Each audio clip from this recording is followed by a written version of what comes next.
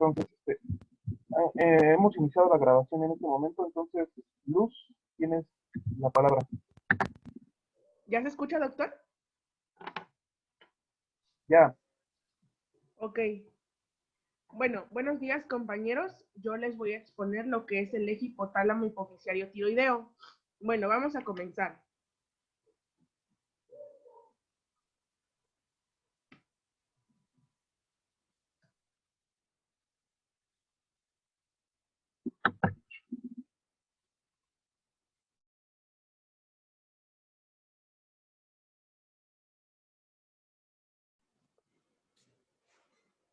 No ven la siguiente diapositiva, ¿verdad? No, se quedó en la portada. Ay.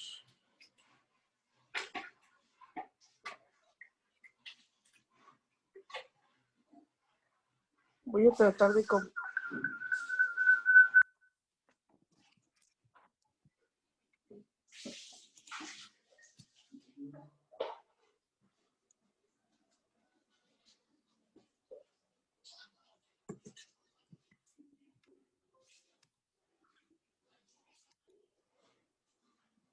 Bueno, ya cambió, ¿verdad?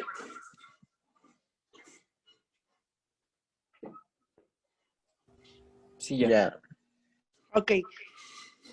En esta imagen vamos a ver un panorama general de lo que es el eje hipotálamo hipoficiario tiroideo.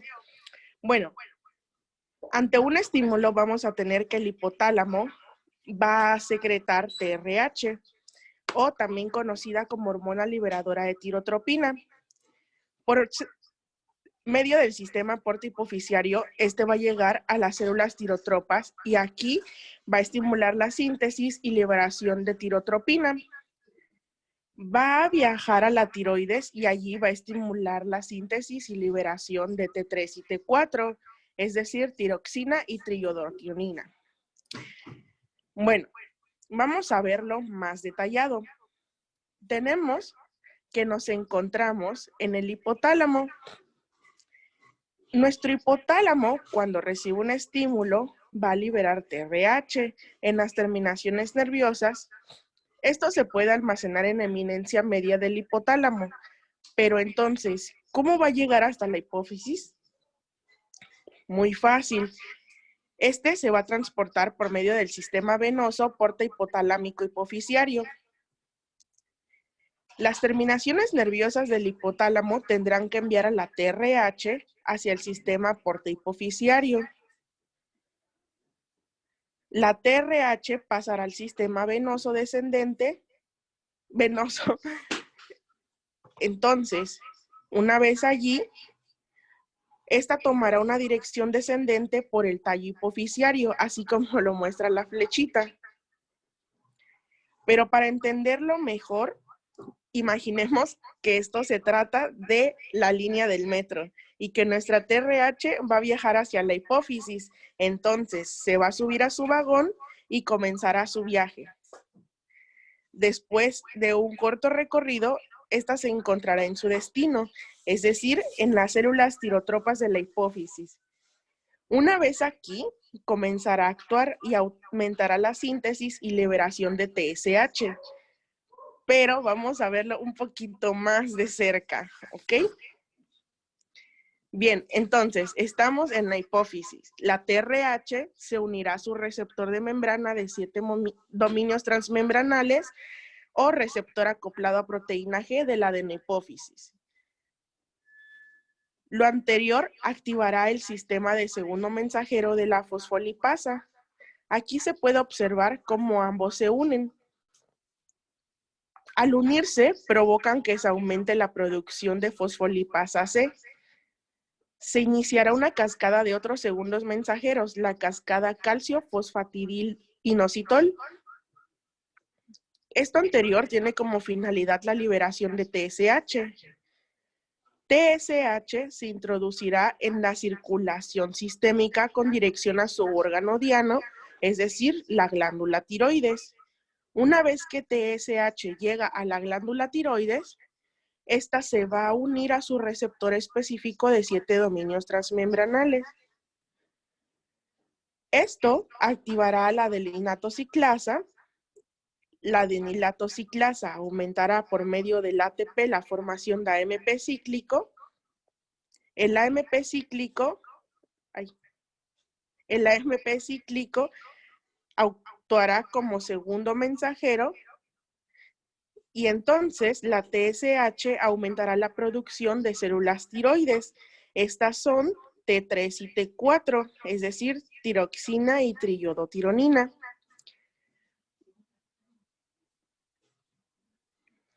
Entonces, hasta aquí ya vimos que se cumple de manera descendente lo que es nuestro eje hipotálamo hipoficiario tiroideo. Pero ahora, ¿qué pasa si ya tengo suficientes hormonas en mi cuerpo? Pues va a suceder lo que es la retroalimentación negativa. Aquí tenemos que cuando T3 y T4 aumentan su concentración, lo que van a hacer es avisar a la hipófisis y al hipotálamo que ya se encuentran suficientes cumpliendo las funciones. Esto se conoce como retroalimentación negativa. En este caso particular tenemos que se va a tratar de una retroalimentación negativa de asa larga, es decir, un feedback negativo. Algo muy importante que tenemos que tomar en cuenta es que nuestro eje hipotálamo hipoficiario tiroideo va a estar regulado en ambas direcciones. ¿Por qué? Porque cuando yo ya tenga suficientes hormonas T3 y T4, me voy a regresar y le voy a decir a la hipófisis, oye, ya cálmate, ya estoy completo, ¿ok? Y asimismo va a regresar al hipotálamo y va a decirle, ya estoy completo, y entonces es cuando se inhibe la síntesis de T3 y T4. Y eso sería, en un panorama muy general, lo que es el eje hipotálamo hipoficiario.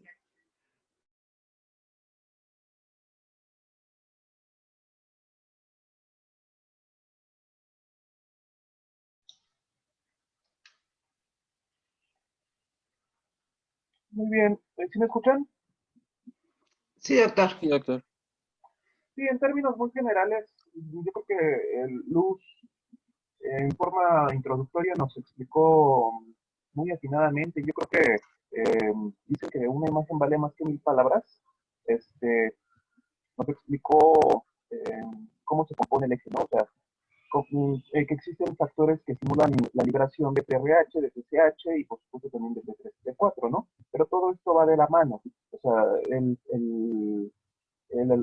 todo empieza a partir del hipotálamo, en donde se produce una hormona llamada hormona liberadora de tiroxina o TRH, la cual viaja a la hipófisis.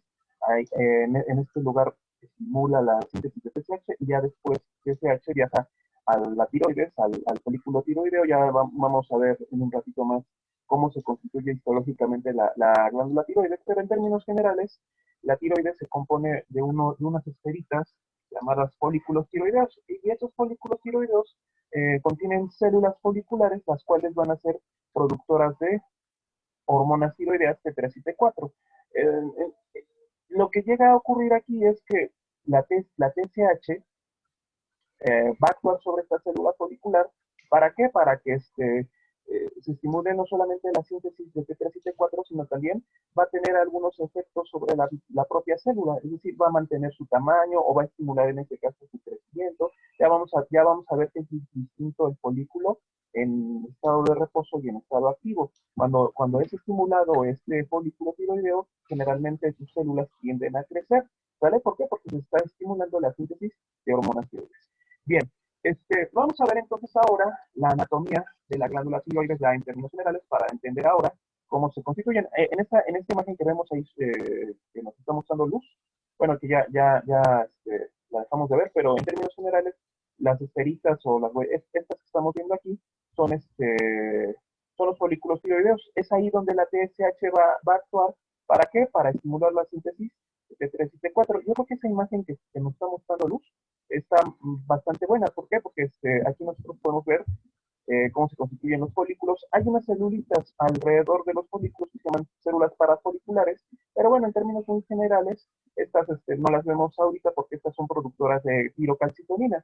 La calcitonina pues tiene más que nada implicaciones sobre la regulación de las concentraciones y del metabolismo del calcio en términos muy generales, ¿no? Entonces, aquí en este caso, para estos temas, vamos a ver principalmente que tenemos folículos tiroideos y células foliculares. Aquí es donde se va a sintetizar la T3 y la T4, las hormonas tiroideas. Ya nos van a explicar más adelante qué es lo que hay aquí en el centro de este folículo. Vale, pues, entonces vamos a ver la anatomía de glándula tiroides, por favor. ¿A quién le toca? A mí, doctor. Ahorita le comparto pantalla. Ok. Doctora Graciela, ¿algo que comentar? No, doctor, bueno, nada más en lo que empiezan, ya no las compartieron. No, ya está bien, doctor. Adelante, entonces, Josué. Sí. Bueno, buenos días, compañeros, doctores. Yo les voy a exponer sobre la anatomía de la glándula tiroides. Bueno, como sabemos, la glándula tiroides es una glándula endocrina, por lo que vamos a deducir que es altamente vascularizado y inervado, por lo que no va a contener conducto de excreción para que segregar sus hormonas. Entonces, esta glándula va a segregar sus hormonas mediante el torrente sanguíneo. Esta glándula va a ser de color rosado grisáceo y va a ser más grande en las mujeres que en los hombres, debido a que aumenta de tamaño durante el embarazo y en el ciclo menstrual. Va a secretar las hormonas ayudadas que va a ser T3 y T4, además de calcitonina. Bueno, su localización va a estar situada en la región anteroinferior del cuello, por delante y de los lados de la laringe y de la tráquea. Va a rodear el eje visceral aerodigestivo, ya que rodea tanto a la tráquea como a la parte del esófago y en algunas ocasiones hasta de la laringe. Y respecto a la columna vertebral, va a estar situada de la cervical número 5 a la torácica número 1. Bueno, su forma va a ser bilobular, ya que va a contener un lóbulo izquierdo y un lóbulo derecho, y van a estar unidos por un tejido glandular llamado istmo. Los lóbulos se dicen que tienen de forma cónica, y cuando estos se unen por el istmo, forman una mariposa. Bueno, como ya dije, va a tener un lóbulo izquierdo y un lóbulo derecho, y van a estar unidos por un tejido que se va a llamar istmo. Van a tener un lóbulo piramidal, que va a ser este que está aquí, que generalmente está situado por encima del lóbulo izquierdo. Y también van a estar situadas las paratiroides, que van a estar situadas por detrás de la glándula tiroides, y que van a tener el tamaño de aproximadamente de unas lentejas. Bueno, y en cada lóbulo se va a distinguir tres caras, que va a ser una cara anteroexterna, que va a ser convexa y superficial, una cara visceral, que va a ser cóncava, que va a ser la que va a estar por dentro de la glándula tiroides, y una cara dorsal, que va a ser la que une a las dos anteriores, que va a ser el istmo. Bueno, y cada lóbulo va a contar con dos polos, un superior y un inferior. Bueno, las dimensiones. Va a pesar entre 25 y 30 gramos y un largo de 6 a 7 centímetros. Va a tener aproximadamente una altura de 3 centímetros y un espesor de 0,5 a 1 centímetro. Igual los lóbulos, un espesor de 0,5 a 1 centímetro. Cada lóbulo va a tener un diámetro aproximado de 3 a 4 centímetros. Y el istmo va a tener un espesor de 0,5 centímetros y un ancho y una altura de 2 centímetros. Bueno, generalmente el lóbulo derecho tiende a estar más vascularizado, por lo que tiende a ser más grande que el lóbulo izquierdo. Como podemos ver en esta imagen, este es el lóbulo derecho y se ve claramente que es más grande que el lóbulo izquierdo, debido a que tiene mayor inervación y vascularización que el lóbulo izquierdo. Bueno, entre sus límites y relaciones, en la región anterior va a estar colindando con los músculos esternotiroideo, el músculo esternoioideo, el músculo esternocleidomastoideo y el vientre superior del homoideo. En la región anterior y laterales va a estar la arteria carótida, la vena yugular, la asa del hipogloso, los nervios vagos, la paratiroides y la tráquea, que va a estar desde el primer al tercer anillo traqueal. También el esófago, la laringofaringe y los músculos constrictores. En la parte superior de la glándula tiroides va a estar el cartílago tiroides, el ligamento cricotiroideo y el músculo cricotiroideo. Y en su relación inferior solamente va a estar la tráquea. Bueno, y aquí podemos ver sus relaciones más claras. Por ejemplo, va a estar cubierto por el músculo homoioideo, por el esternoioideo y el esternocleidomastoideo. También abajo va a estar agarrado de la tráquea y por encima va a estar el cartílago cricoides y el hueso ioides. Bueno, su inervación va a ser dada por el nervio vago, que va a ser la parasimpática. Esta inervación parasimpática va a disminuir el flujo sanguíneo e inhibe la secreción y excreción de las hormonas, mientras que la simpática va a ser dada por la cadena laterovertebral cervical. Esto va a hacer lo contrario a la parasimpática, por lo que va a aumentar la producción y el flujo sanguíneo y por ello va a aumentar la excreción y síntesis de las hormonas.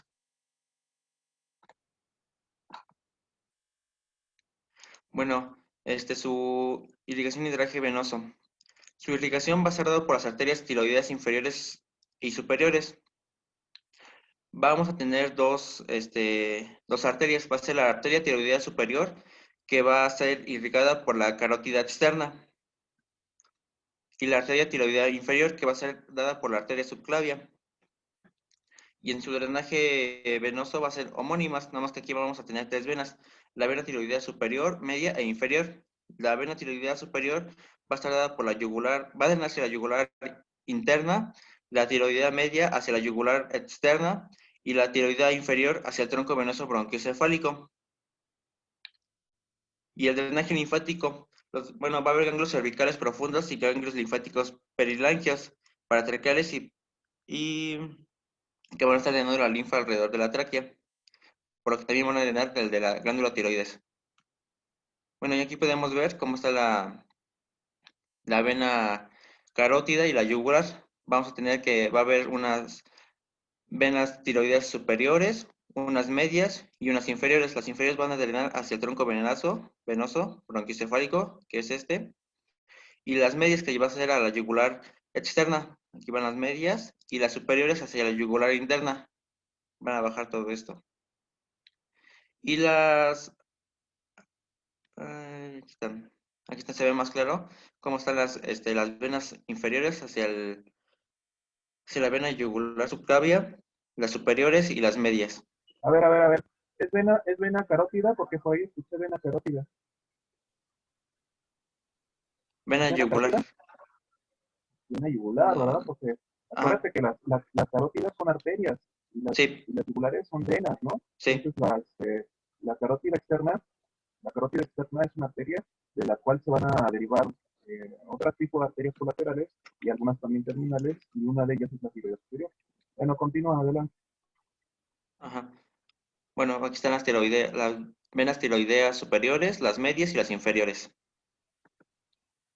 Bueno, y va a tener sus medios de fijación, que va a ser la continuidad del tubo digestivo, que va a ser inclusive también el de la tráquea, y la cápsula tiroidea, que va a ser un tejido conjuntivo, que va a ser como una bolsita en la que va a estar situada la glándula tiroides. También va a estar situado por su inervación, por el paquete arteriovenoso y linfático, y los ligamentos tiroideos, que los vamos a ver más adelante, que van a ser los ligamentos medios de Gruber y los ligamentos laterales internos. La continuidad del tubo digestivo, esa parte no la entendí. ¿Está conectado la tiroides con el tubo digestivo o cómo? No, bueno, es que también se agarra del esófago Ah, en bueno, algunas sí, partes. sí, porque Ajá, por esto de eso igual es un medio de con- fijación, tanto con- del aire digestivo que va a ser la tráquea. sí, porque no es continuidad, sería más bien, sí, ahí dice continuidad, ¿no? Acuérdense, bueno, Ujú. la continuidad como tal esa es la relación que hay con órganos vecinos, ¿no? Entonces, bueno, Ajá, va a ser con relación con los. no solamente va a haber continuidad con el esófago, que forma parte del sistema digestivo, sino también ahí se nota muy bien que está adosado a la tráquea, ¿no? Entonces también tiene una relación importante con el aparato respiratorio. Termina, por favor. Y bueno, vamos a tener que van a ser los ligamentos laterales, que van a ser dos, van a ser así que los laterales de la glándula tiroides, y van a salir de los lóbulos de la tráquea hacia el cartílago cricoides. Y los ligamentos medios o de Gruber, que se van a extender de la laringe hacia el istmo de la tiroides. O sea, porque van a estar aquí adelantito.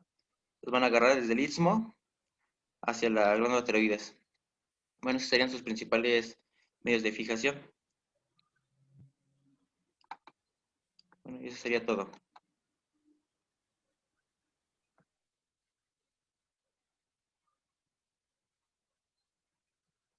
¿Dudas? No sé si tengan alguna duda.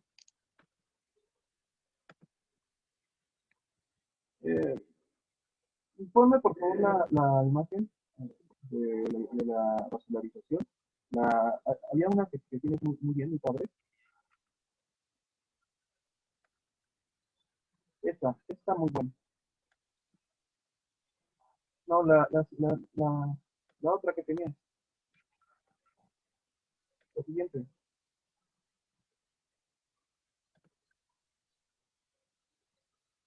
Esa, ándale. No lo estoy cambiando. Ponme la imagen.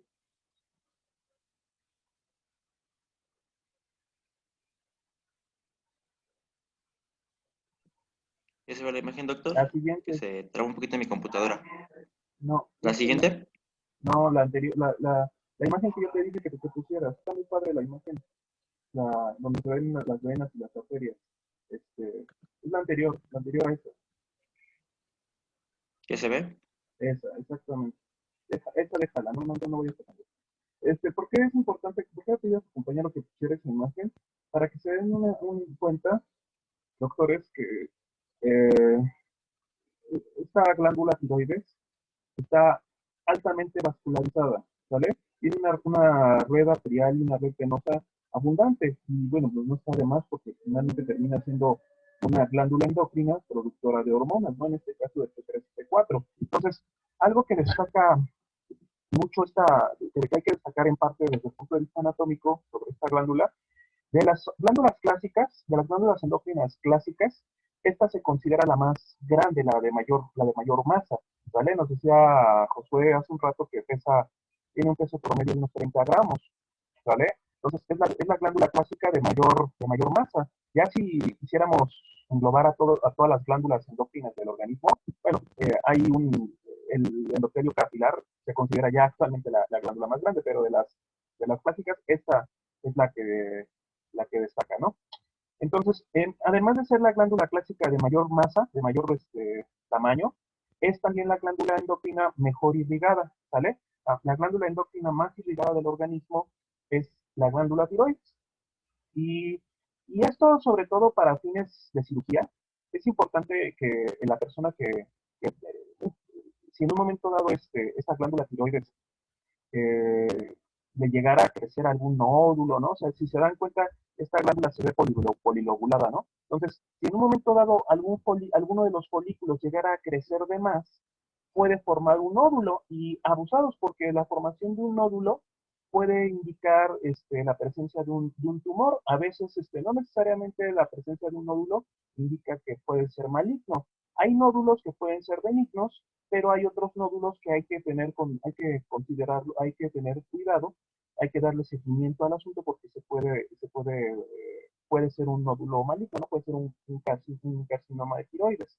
Entonces, si en un momento dado tenemos algún paciente con este problema, una de las indicaciones para realizar cirugía tiroidea es esta, ¿no? La presencia de algún nódulo, que esté ya confirmado, ¿no? Porque puede ser un nódulo sospechoso.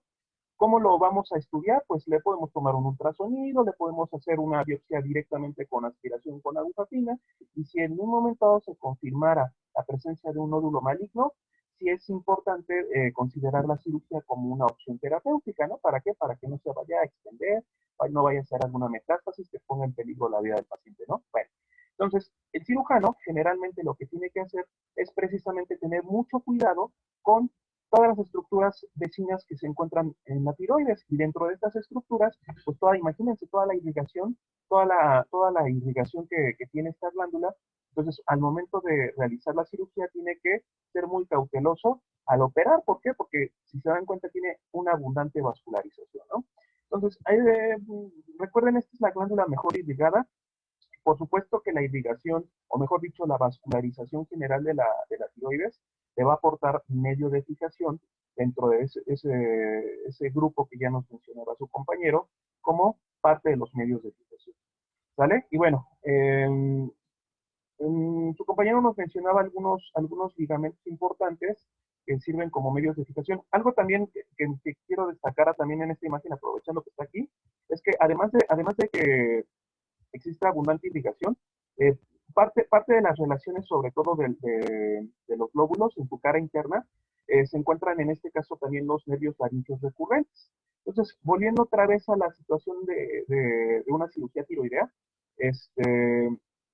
los nervios laríngeos recurrentes, a veces el cirujano los puede en un momento dado tocar y de hecho puede en un momento dado irritarlos o se pueden inflamar tras la cirugía, ya sea de forma temporal o incluso de forma permanente. Entonces, por eso también hay que tener un poquito de cuidado. En términos generales, la glándula tiroides es una glándula impar en forma de mariposa, a la cual le vamos a estudiar principalmente un istmo y dos lóbulos, ¿sale? Una parte central que es el istmo y dos partes laterales que son los lóbulos. A veces, en ocasiones, no siempre, se puede llegar a presentar un lóbulo piramidal, ¿sale? Este que ven aquí arribita, arriba del istmo, este lóbulo piramidal, muchas veces puede estar presente, en otras ocasiones puede que no esté presente, ¿sale? Ahorita nos van a explicar en embriología, en este caso, de dónde deriva este lóbulo piramidal, ¿sale? Hay ocasiones en la cual la glándula lo presenta y hay ocasiones que no lo presenta. En términos ya muy, muy generales, lo principal de la tiroides es que presenta una parte central llamada istmo y dos partes laterales llamadas lóbulos, ¿no? Lóbulos tiroides. Doctor, ¿algo que comentar?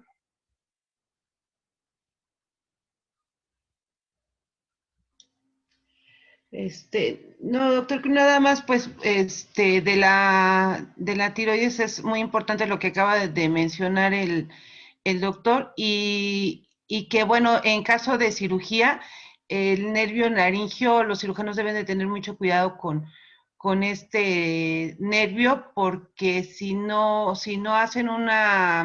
toman en consideración esto, dentro de los riesgos quirúrgicos es que se pueda dañar este nervio y crear afonía o en caso de que se toque o se dañe este nervio.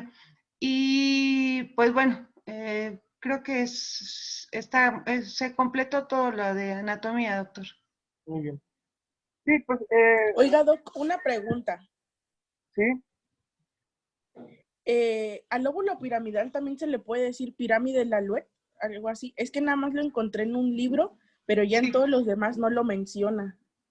Sí, de hecho, si tú lees, o si ustedes llegan a leer alguna anatomía con nomenclatura viejita, ¿no? O sea, generalmente esto lo refiere Quirós. El testis puede también en un momento referirlo así. Entonces también al lóbulo piramidal, que puede o no estar presente, también le llamamos pirámide de Laluet. Y con respecto ahorita se me estaban pasando los ligamentos que, bueno, si bien ya su compañero se los mencionó, entonces su compañero les mencionó atinadamente un ligamento medio de Gruber que va en este caso a fijar al istmo en la parte posterior con el cartílago piricoides. Hay dos ligamentos laterales internos que van a fijar a la cara interna de los lóbulos y también van a referirse también dos ligamentos laterales externos o ligamentos de Cibelow que van a fijar, fíjense muy bien, estos van a fijar la cara posterior externa y parte de la posterior de los lóbulos con el paquete neurovascular del cuello. Este paquete neurovascular que está a los lados, doctores, que está a los lados, ¿vale? Se le conoce como la vaina carotidia. ¿Qué vamos a encontrar en la vaina carotidia? Pues vamos a encontrar una arteria carótida, una vena yugular y el nervio vago, ¿sale? Entonces, los ligamentos laterales externos o de Cibelow van a fijarnos a la cara, a parte de la cara externa y posterior de la tiroides con esta vaina carotidia o este paquete neurovascular, ¿sale? Que también, bueno, es importante ver que forma parte de las relaciones tanto laterales como posteriores de nuestra glándula tiroides, ¿vale? Esta imagen está muy padre, o sea, por eso es importante que para los temas de anatomía, no solamente en este módulo, sino en otros módulos, se apoyen mucho de las imágenes para explicar en este caso estos aspectos anatómicos generales, ¿no? Muy bien. Nos faltaría, bueno, falta ver ahora la embriología y la histología de la glándula tiroides. ¿A quién le toca? A mí. Sandra, adelante, Sandra, entonces. Le comparto la presentación. Ujú, por favor.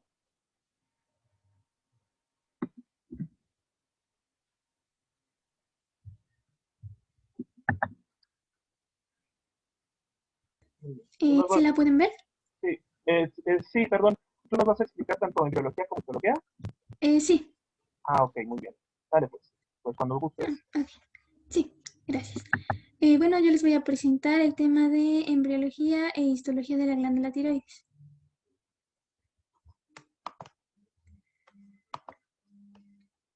Bueno, ya como nos han explicado pues nuestros compañeros, nos han explicado las partes fundamentales que la componen. Aquí en embriología algo importante que hay que saber es que la glándula tiroides, en el caso de los órganos endocrinos, es la primera glándula que se desarrolla, es la primera que comienza su organogénesis y la primera que generalmente termina, bueno, una vez que ha terminado su proceso de desarrollo, ya está capacitada para funcionar como la haría la de una persona adulta. Bueno, aquí la glándula tiroides inicia su desarrollo el día 24, más o menos después de la fecundación. Su lugar de origen principal es el piso inferior de la, es el piso inferior faríngeo primitivo, deriva del intestino primitivo de la porción faríngea o de la porción, sí, de la porción faríngea. A este le vamos a llamar, pues, de otra forma, se le va a conocer como foramen ciego. Más adelante voy a explicar el por qué. Bueno, aquí principalmente debemos de tener en cuenta que deriva del endodermo de la porción cefálica del tubo digestivo. Em, bueno, en este caso lo que va a pasar es que se va a generar una imaginación del epitelio faríngeo entre el tubérculo impar y la cópula. Aquí he adjuntado una imagen para que puedan apreciarlo. Aquí vamos a poder ver diferentes estructuras. La forma en la que le estamos viendo es la pared anterior, vista desde su cara posterior y desde arriba.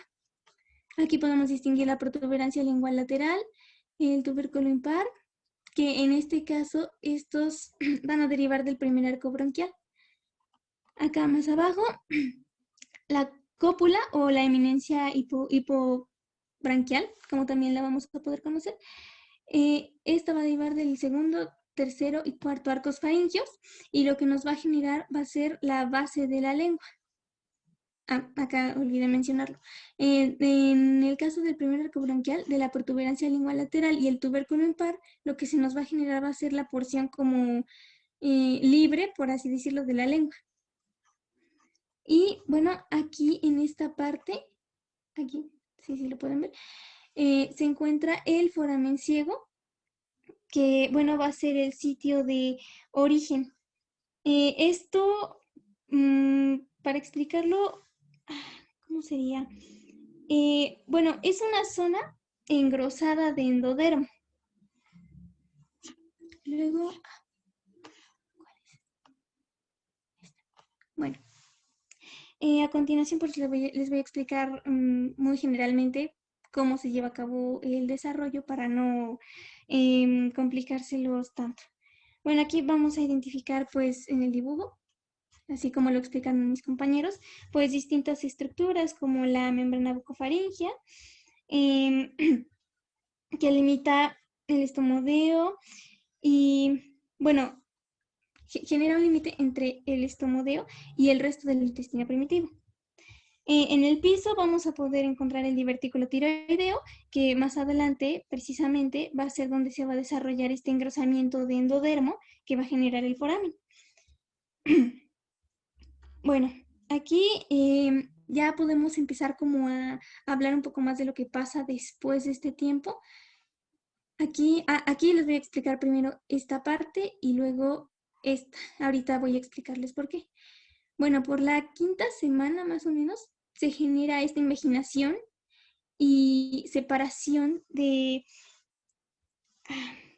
endodermo que da origen, o bueno, causa un conjunto de células se da a causa de un conjunto de células que les vamos a denominar conducto tirogloso. Y ahora, de este lado, en la tercera semana, la glándula finalmente va a obtener como su forma, la estructura con la que la conocemos normalmente. Va a tener un crecimiento bilobulado, lo que significa que, pues, sí, va a estar unido al endodermo del piso y el conducto tirogloso, pero va a descender poco a poco delante del hueso hioides y los cartílagos laríngeos que todavía se encuentran en desarrollo. El objetivo de esto es que, bueno, en este recorrido que va a realizar, va a bajar hasta el nivel hasta quedar al nivel del segundo y tercer anillos traqueales, que, bueno, como ya escuchamos, pues es el sitio de origen básicamente, no, perdón, el sitio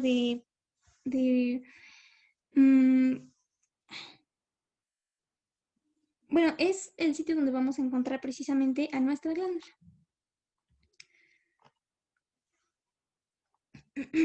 Bueno, aquí pues ya aquí está lo que les he explicado. Aquí lo importante es que, bueno, la glándula va a quedar unida al conducto tirogloso que le dio origen y al mismo tiempo es al endodermo original. Sin embargo, pues normalmente en el desarrollo pues se degenera en condiciones normales y nos va a dejar dos porciones, una porción distal y una porción proximal. En la porción proximal pues vamos a encontrar una depresión que en el adulto vamos a conocer como agujero ciego de la lengua. Y bueno, en la porción, ay, perdón, en la porción distal vamos a encontrar precisamente el lóbulo piramidal. Algo importante aquí es que generalmente el lóbulo piramidal se toma más como una especie de malformación congénita. Se tiene, bueno, así se le tiene por ahora clasificada. Esta surge del esbozo medial y laterales de la tiroides y está presente generalmente en la mitad de los individuos.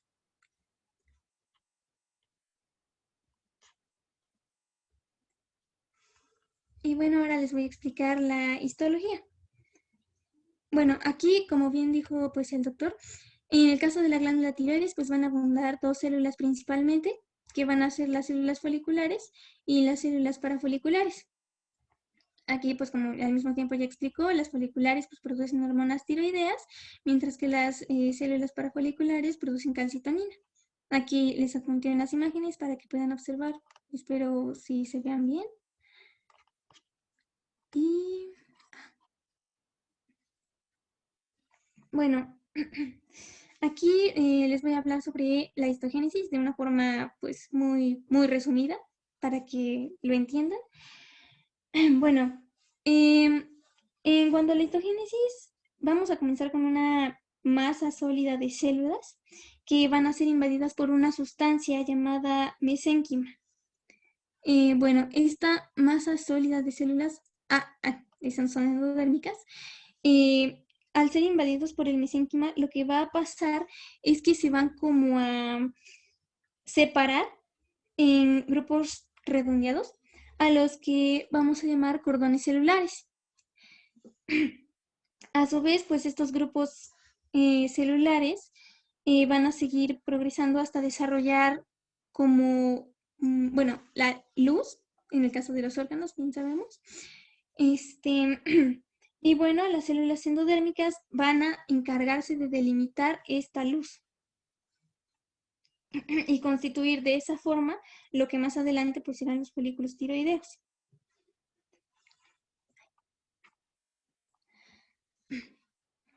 Esta división en los cordones celulares pues se lleva a cabo en la 10ª semana y la generación de los grupos celulares se va a llevar a cabo en la 11ª semana. Bueno, aquí algo en principal es que se les adiciona coloide, es una sustancia que está pues... este no es... Perdón, es una sustancia que precisamente está almacenada. Y bueno, aquí las fases que le siguen, por así decirlo, bueno, ya se va desarrollando con el tiempo y con las semanas.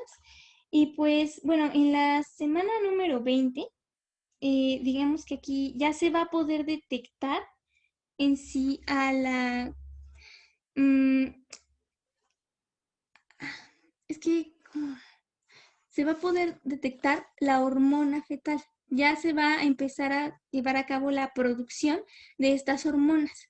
Ya no va a ser simplemente como la organogénesis y, y ya, sino que ahora sí se va a poder detectar la cantidad de hormonas, no, perdón, la concentración de hormonas que se produce.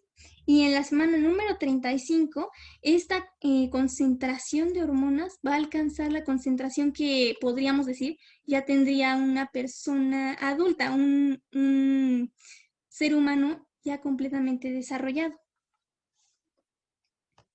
Y bueno, en este caso, pues ya se comenzaría a mantener, por así decirlo, constante esta producción de hormonas tiroideas T3 y T4.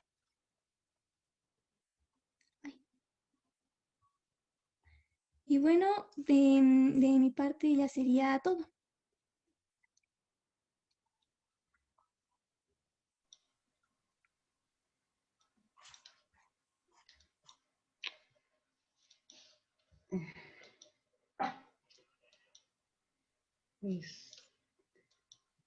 ¿Luego de comentar, doctora?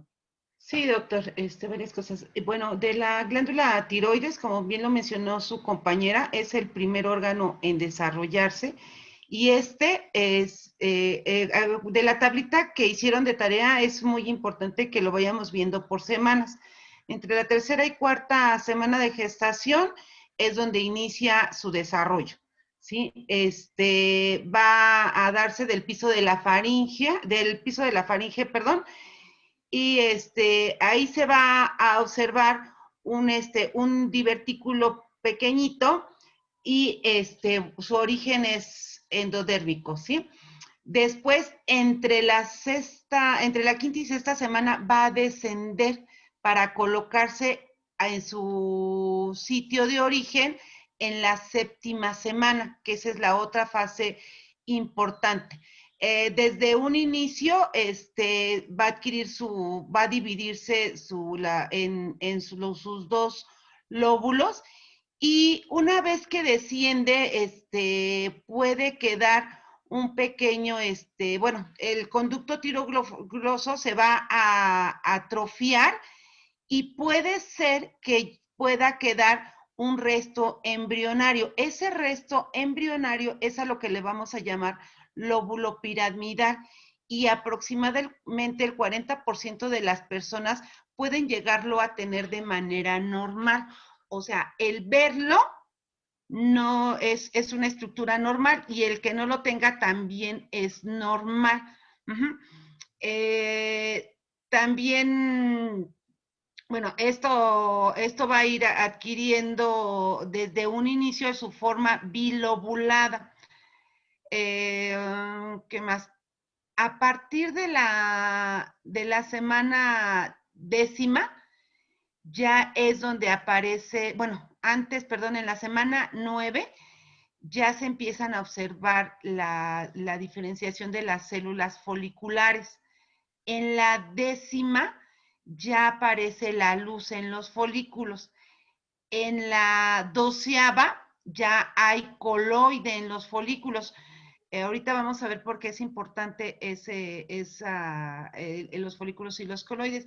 Y ya para la semana 14 ya se va a iniciar la producción de hormonas tiroideas.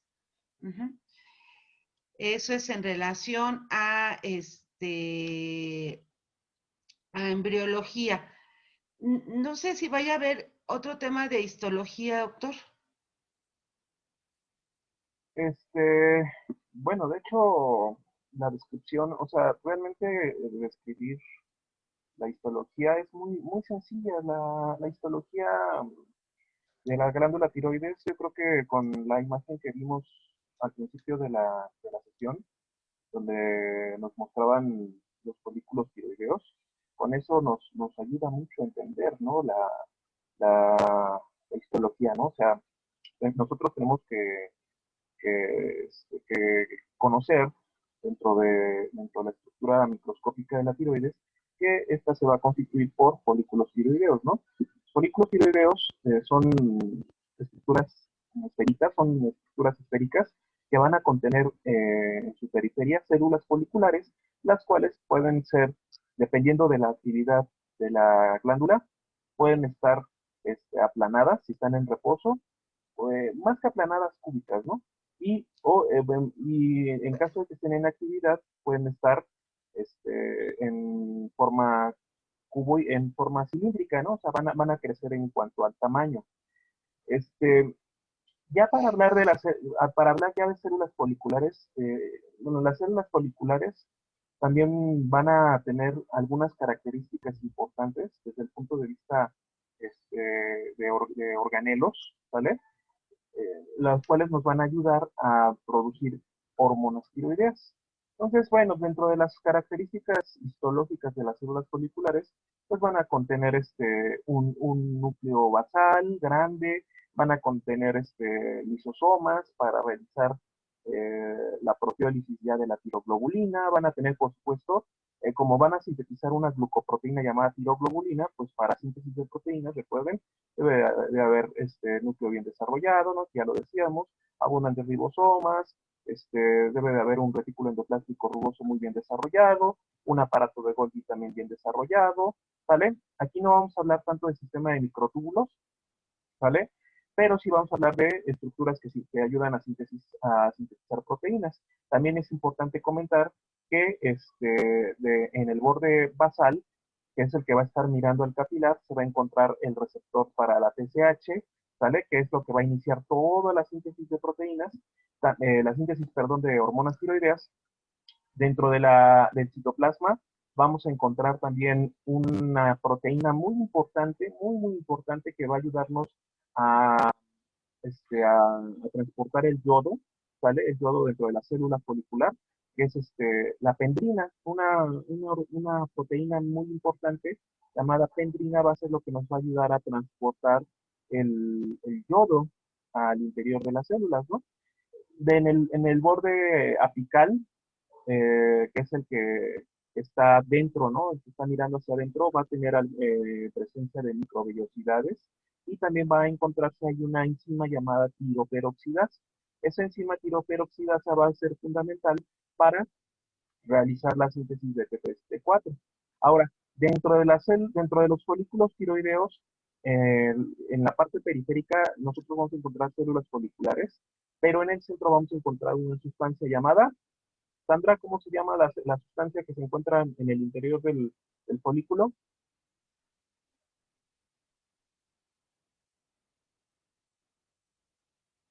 Sandra,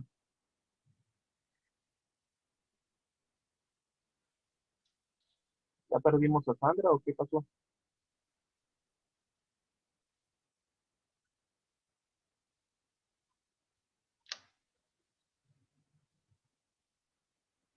Bueno, si no te deja aprender, ponlo en el chat.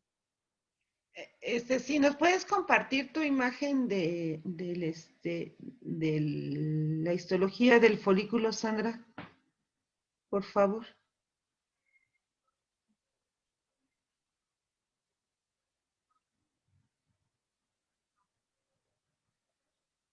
Sandra, ¿cómo se llama la sustancia que se encuentra en el interior de los folículos?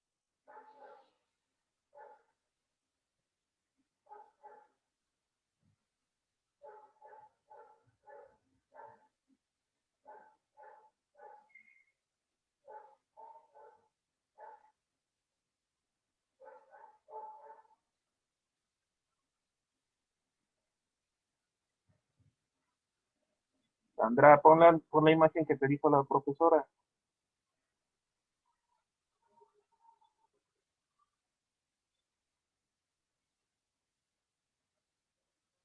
Ya ven por qué es importante entender el tema. Ahorita lo que la doctora comentaba son estos aspectos que estamos diciendo, doctores, son importantísimos. ¿Por qué? Porque si en un momento dado no conocemos la histología, muchas veces entender un proceso patológico como el hipotiroidismo, muchas veces, o el mismo hipertiroidismo, nos va a costar mucho más trabajo entenderlo, ¿sale? Por eso es importante entender cómo se constituye histológicamente nuestra glándula tiroides, ¿sale? En forma de folículos, o por supuesto que esto nos va a dar pauta para entender la síntesis de T3 y T4, que nos van a explicar más adelante. Entonces, vean ahí la imagen la imagen que está aquí proyectada en la pantalla. Ahí nosotros podemos visualizar el folículo tiroideo ya en un corte histológico. Entonces, el folículo tiroideo, vean, son estas estructuras esféricas o redondas, las cuales van a contener células foliculares, pero en su interior, aquí en el interior, vamos a encontrar una sustancia importantísima, y ya de hecho la doctora les dijo cómo se llama. ¿Cómo se llama, Sandra?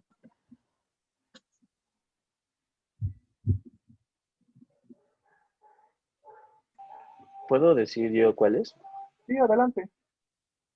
Creo que la está Sería la señalando, Doc. tiroglobulina, Ya ¿no? está señalando. Está señalando el coloide. No. A ver, fíjense bien, doctores. El folículo tiroideo, para empezar, le vamos a llamar la unidad estructural y funcional de la glándula tiroides. Fíjense bien con las características, tiene aspecto quístico, esfenoidal, el epitelio, o sea, lo que lo rodea, adentro, fíjense que pareciera gelatina, ¿sí? A eso le vamos a llamar coloide. Y ese coloide va a estar rodeado de un epitelio folicular. Esto es muy, muy importante porque cuando está activo va a tomar ciertas características. Entonces, cuando está activo, los folículos son pequeñitos, ¿sí? Aquí al lado derecho, quiero pensar en el último folículo está pequeñito, ¿sí? Y los otros están grandotes, ¿sí? Cuando están activos,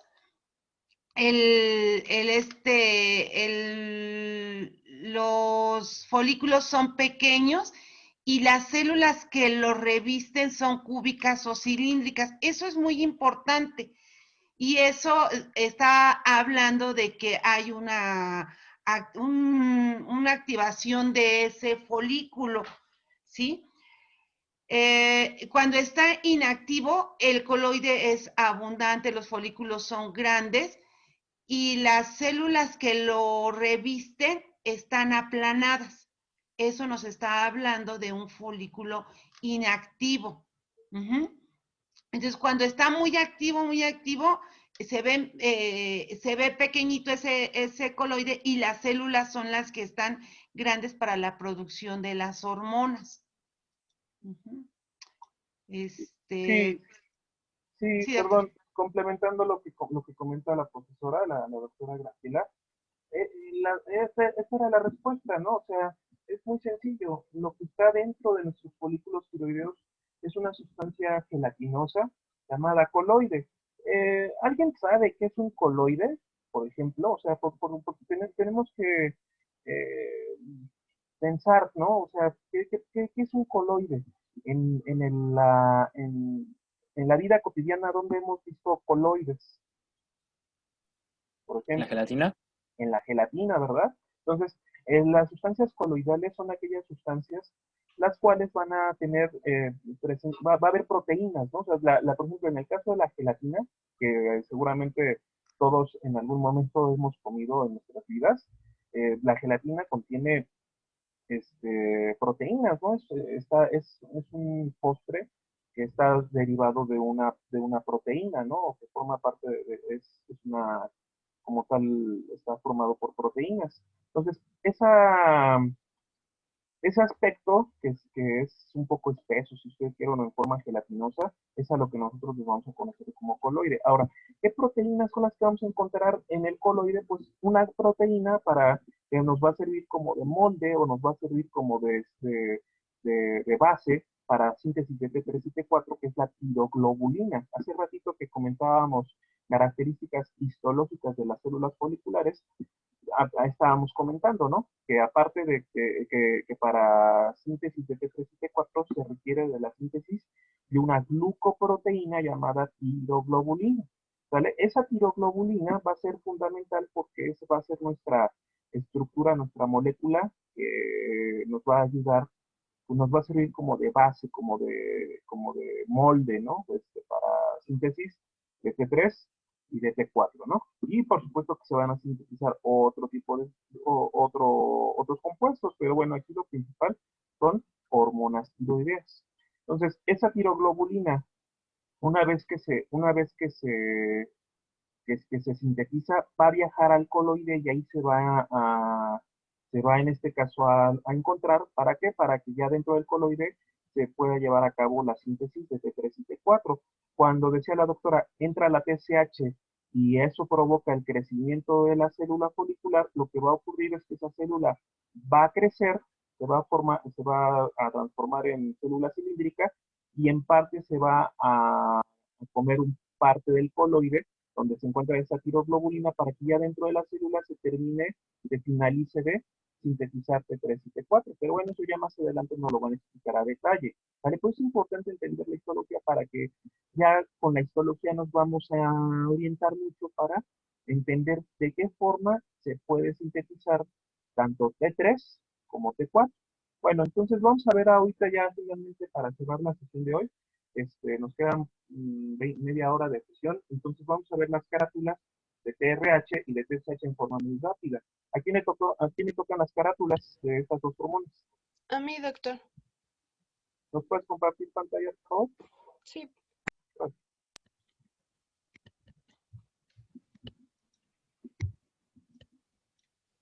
¿Ya la pueden ver? Ya, bueno, en mi caso ya. Ya se ve. Ok, bueno, yo les voy a presentar la fisiología de TRH y TSH. La TRH, que es la hormona liberadora de tirotropina, su biosíntesis, las neuronas encargadas de secretar esta hormona están ubicadas en las porciones mediales de los núcleos paraventriculares y sus axones terminan en la porción medial de la capa externa de la eminencia media, en donde se almacena la hormona. Estas fibras son diferentes a las demás encontradas en el sistema nervioso, ya que su función es secretar hormonas hacia los líquidos tisulares. Bueno, este sería el núcleo paraventricular y la porción medial de la eminencia media, que está por esta parte.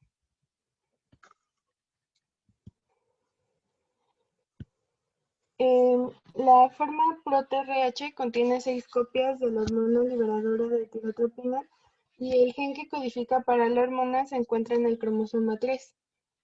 Esta es la estructura del gen que codifica para esta hormona y bueno, se puede ver cuál es el proceso por el cual llega hasta ser la hormona madura, que sería la piroglutamil histiadil prolina amida.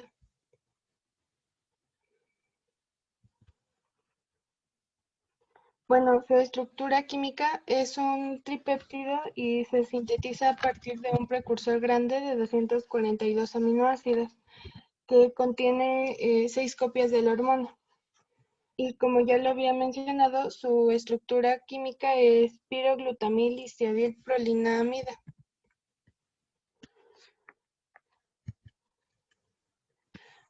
Bueno, su concentración y transporte, esta hormona se almacena en el hipotálamo y después se transporta por medio del sistema venoso porto hipofisiario en dirección descendente por el tallo hipofisiario hacia la parte anterior de la hipófisis.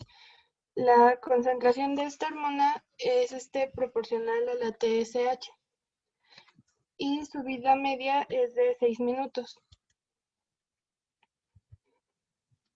Como factores liberadores, en animales de laboratorio y en humanos recién nacidos, la exposición a temperaturas frías aumenta la secreción de TRH y fármacos como la vasopresina y los agonistas alfa-adrenérgicos. Y como factores inhibidores está la T3 y la T4, las cuales inhiben el RNA mensajero para la síntesis de la hormona. Bueno, su órgano blanco, la TRH estimula las células tirótropas de la parte anterior de la hipófisis para que produzcan TSH. Y la hormona también se encuentra en células de los islotes pancreáticos, el tracto gastrointestinal, la placenta, el corazón, los testículos y los ovarios. Sin embargo, bueno, aún se desconoce el papel de la hormona en estos tejidos. Como mecanismo de acción, en la parte anterior de la hipófisis, la TRH se une a un receptor de membrana específico situado en las células secretoras de TSH y de la prolactina. El receptor de TRH pertenece a la familia de receptor acoplado a membrana G, y acoplado a la proteína G de 7 dominios transmembrana.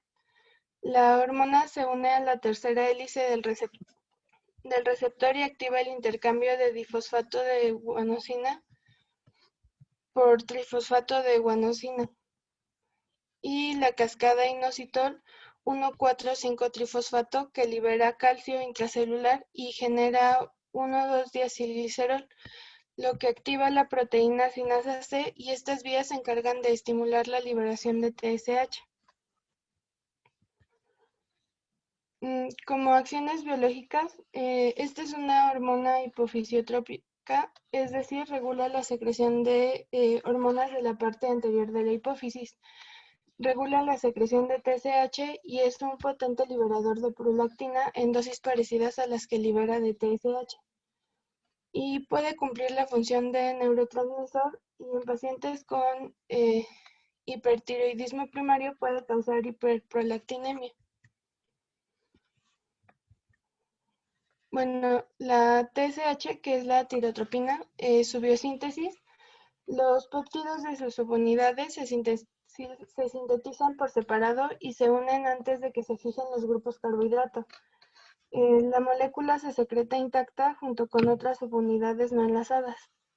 Los genes que codifican para las subunidades alfa y beta están ubicados en el cromosoma 6 y 1 respectivamente. Y bueno, la subunidad alfa humana está compuesta por un centro de apoproteína, que es la parte proteica de una proteína conjugada, y esta consta de 92 aminoácidos y contiene 2 cadenas de oligosacáridos. Y la subunidad beta está formada por un centro de apoproteína de 112 aminoácidos y contiene una cadena de oligosacáridos. La glucosilación tiene lugar en el retículo endoplasmático rugoso y el aparato de Golgi, en donde los residuos de glucosa manosa y fucosa y residuos de sulfato y ácido ciliaco se enlazan al centro de la apoproteína. Bueno, su estructura química, la TSH es una glucoproteína compuesta de 2 subunidades, como ya lo había mencionado, la alfa, que consta de 92 aminoácidos, y la beta, de 102 aminoácidos. La subunidad alfa es idéntica a la de la hormona estimulante del folículo y de la hormona luteinizante. Sin embargo, lo que le confiere pues la diferencia es la subunidad beta. Esta imagen es una representación del Greenspan, y la cadena rosa es la subunidad beta y la amarilla representaría la subunidad alfa. Bueno, es la concentración y transporte.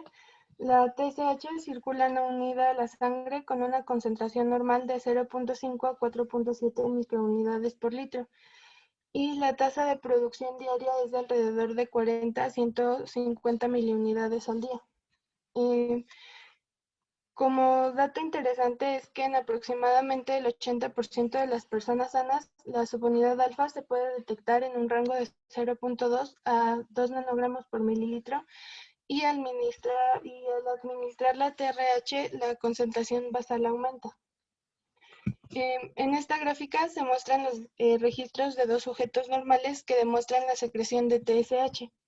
Estos puntitos, que son estrellas, representan los pulsos importantes. Y bueno, su vida media es de 35 a 50 minutos. Digo, a 40 minutos. Como factores liberadores, el principal liberador de esta hormona es la TRH, ya que estimula de forma pulsátil su secreción. Al igual que la TRH en animales de laboratorio y en humanos recién nacidos, la exposición a temperaturas frías aumenta la secreción de TSH. Y como factores inhibidores está la somatostatina, ya que aumenta el efecto inhibidor de las hormonas tiroideas sobre las células tirótropas. La dopamina, que inhibe de forma fisiológica la secreción de TSH, y la síntesis y la liberación de TSH son inhibidas por concentraciones altas de T4 y T3. También tiene como factor inhibidor el estrés físico y los fármacos antiepilépticos. Como único órgano blanco están las células tiroideas y su mecanismo de acción es que al unirse la subunidad alfa, los receptores de la tiroides activa la adenilciclasa y la generación de AMP cíclico. La TSH controla el crecimiento de células y la producción de hormonas de la tiroides al unirse al receptor de TSH, el cual es el TSHR ubicado en la membrana basolateral de cada célula tiroidea. Y esta unión activa las vías, como ya lo había mencionado, de AMP cíclico, al igual que las de fosfato inositol para la transducción de la señal. El gen que codifica para este receptor está ubicado en el cromosoma 14 y este receptor es un miembro de la familia acoplada a la proteína G con 7 dominios transmembrana. Bueno, esta figura, la porción del centro es la figura de la estructura parecida al receptor de la hormona y la línea color rosa es la subunidad beta y la línea color amarilla sería la subunidad alfa. Y como acciones biológicas está que la subunidad beta se fija a receptores de alta afinidad de la tiroides, lo que estimula la captación de yodo, la hormogénesis y la liberación de T4 y T3, ya que la hormona controla la función tiroidea. Y bueno, también aumenta el tamaño y la vascularidad de la glándula al promover la síntesis de RNA mensajero y de proteína. Y en pacientes con acromegalia, la TSH puede causar secreción de la hormona de crecimiento. Sin embargo, no se tiene duda si este efecto puede estar medido por el hipotálamo o directamente por efectos sobre las células somatótropas. Y bueno, eso sería todo.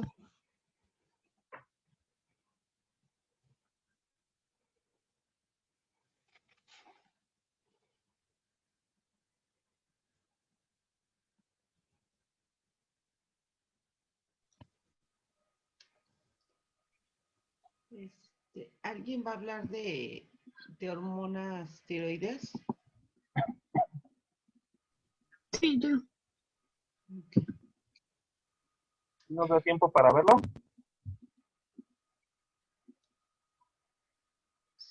Quedan 13 minutos. Quedan 13 minutos. ¿Les parece bien si lo vemos mañana? Si lo vemos, mañana vemos la carátula de T3 y T4. Traten de integrar bueno, dentro de la carátula.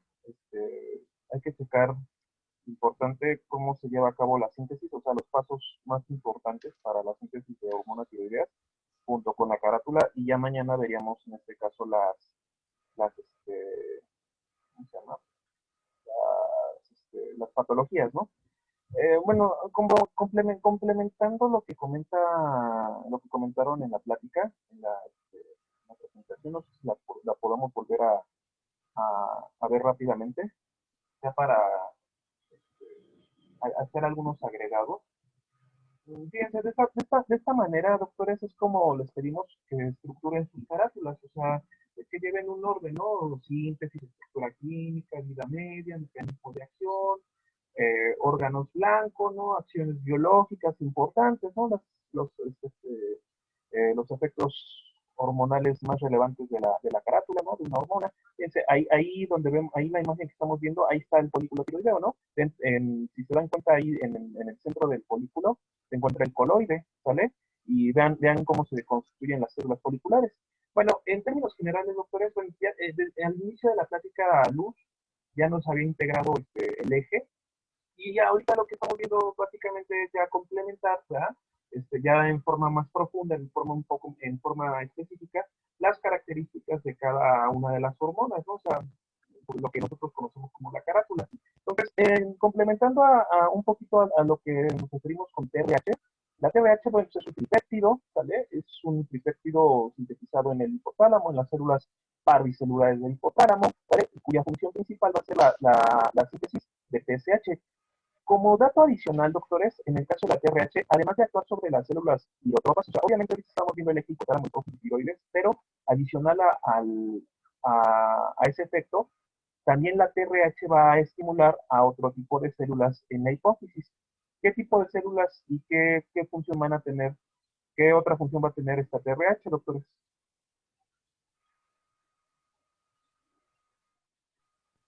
Las de que liberan prolactina.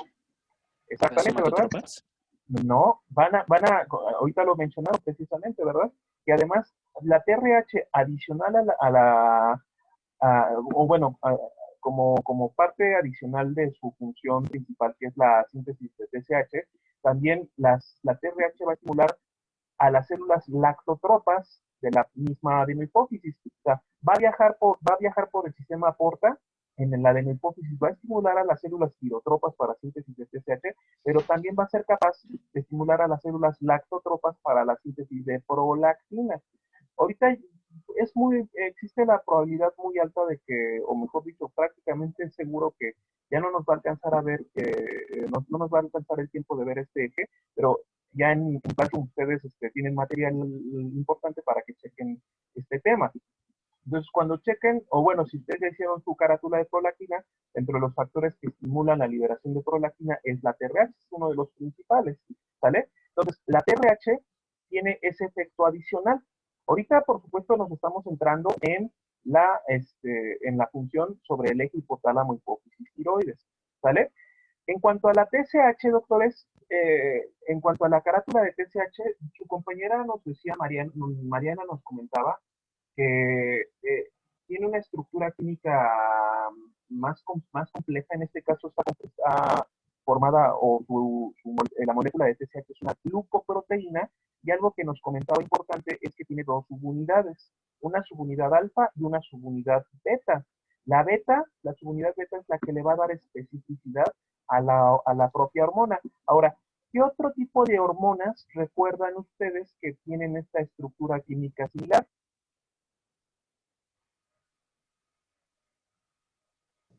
Y insulina. No, la insulina es una glucoproteína. La insulina, ¿qué estructura química tiene?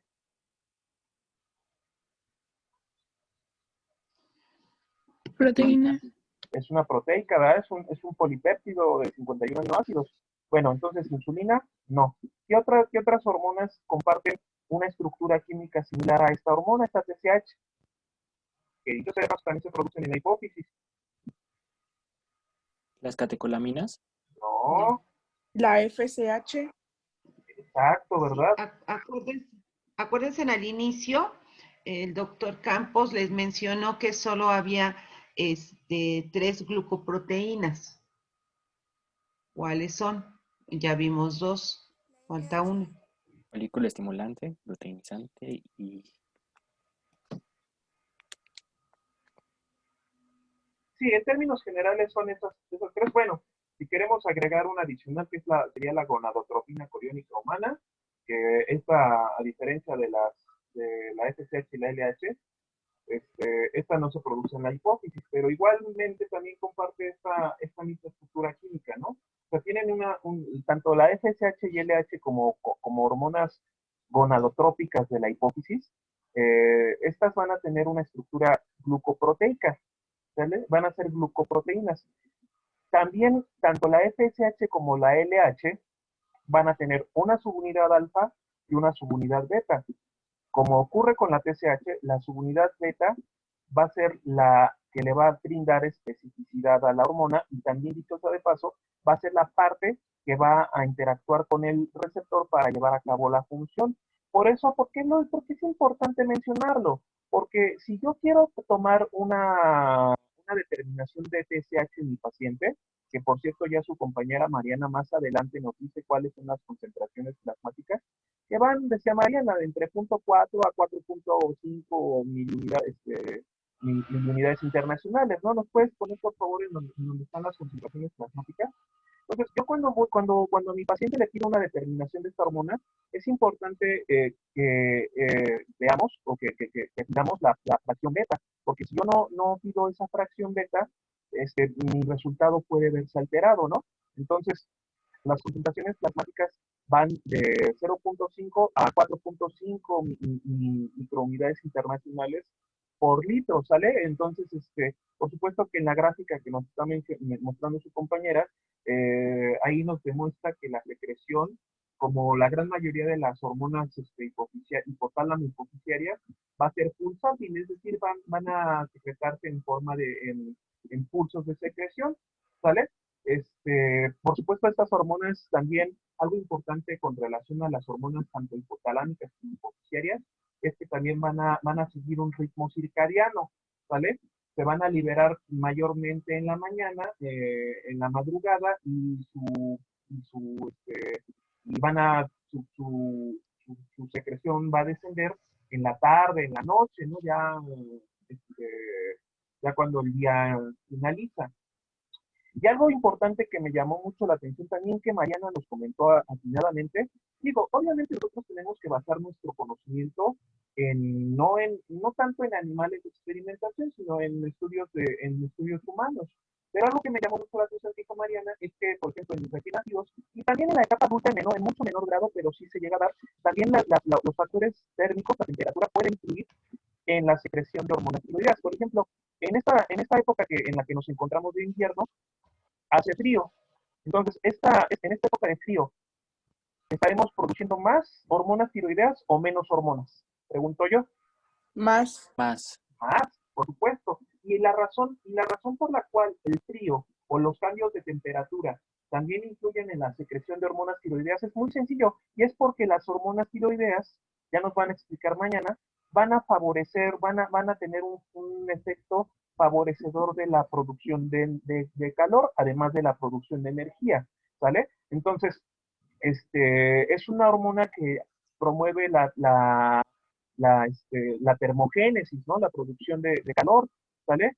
Va a mantenernos, en términos generales, va a favorecer o va a regular la temperatura corporal precisamente porque va a tener un factor estimulante, ¿sale? Entonces, en el caso de estas épocas invernales, sobre todo en los recién nacidos y en los niños, el factor frío va a ser un factor estimulador de hormonas tiroideas. El calor, ¿sale? O temperaturas altas, por el contrario, va a disminuir la producción de hormonas tiroideas. Entonces, vean que no solamente existen factores químicos estimuladores, sino también pueden existir factores medioambientales, factores térmicos que pueden estimular o inhibir la síntesis de hormonas tiroideas. Por supuesto que el principal factor que estimula la síntesis de TSH es la TRH. Y acuérdense que por retroacción negativa, por retroalimentación negativa, T3 y T4 van a tener un efecto inhibidor del eje, ¿no? Por eso lo que nos comentaba Luz al principio era muy importante entenderlo, porque con eso vamos a estructurar el eje hipotálamo hipófisis tiroides. Bueno, para el día de mañana ya vamos a cerrar este eje viendo las características más importantes de la carátula de T3 y T4, ¿no? Por supuesto, integrada en una sola carátula. Y por supuesto, también vamos a ver un poquito sobre la síntesis de T3 y T4. ¿A quién le toca la carátula de T3 y T4?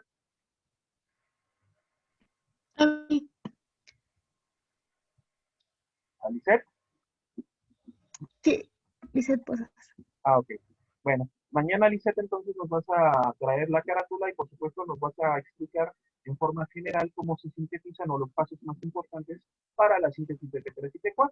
Y ya finalizan, ya al finalizar, pues vamos a ver en este caso las patologías, ¿no? Por eso es importante primero entender la parte normal para después qué va a pasar, qué es lo que ocurre en el caso de un exceso de hormonas o en el caso de un déficit hormonal, ¿no? Vamos a ver en este caso la principal patología o la principal causa de hipertiroidismo, que es la enfermedad de Graves, y la principal causa de hipotiroidismo, que es la enfermedad de Hashimoto.